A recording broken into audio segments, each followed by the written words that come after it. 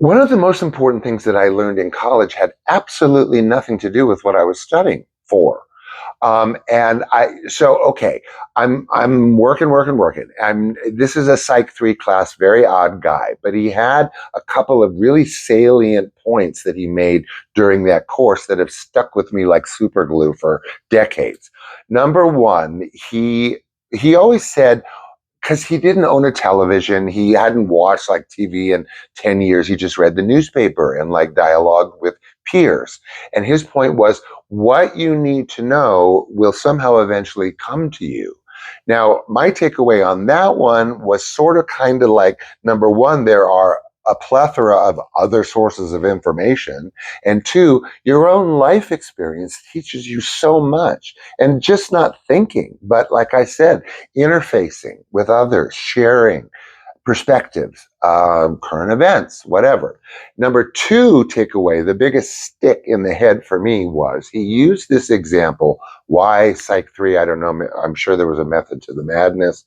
Is when, as happens to many of us, we get cut off on the freeway and zoom off to an off ramp.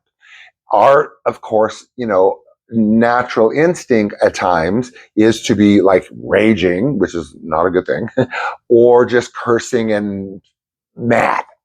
But his point was that he was, I guess, trying to get across is that we assume things about strangers that we have no information on. And that is a cardinal no-no, especially in client services, which was my end game.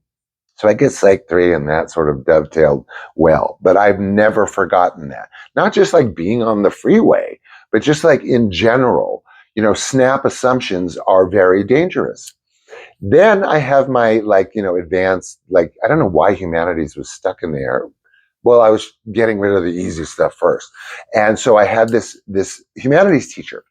Number one, he asserted that like all stories had to be linear, that everything had to have dialogue or lyrics that made sense to be like considered art or whatever. I said, no, sir. I said, take Last Year at Marienbad, being the film, honored whatever that I was.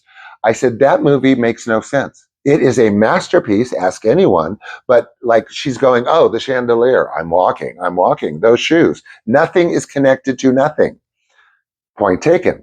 Then I said, oh, on the music front, the B-52s, point me to a lyric that is connected to another lyric. You all know B-52s. No one sentence is not connected to the other. Again, point taken. Then he assigned us Treasure of Sierra Madre and wanted to know, what is this film about? Well, he gave it the wrong verse, and because I wrote a report about how this is sort of like a socialist commentary on capitalism. It's not just people walking through a desert.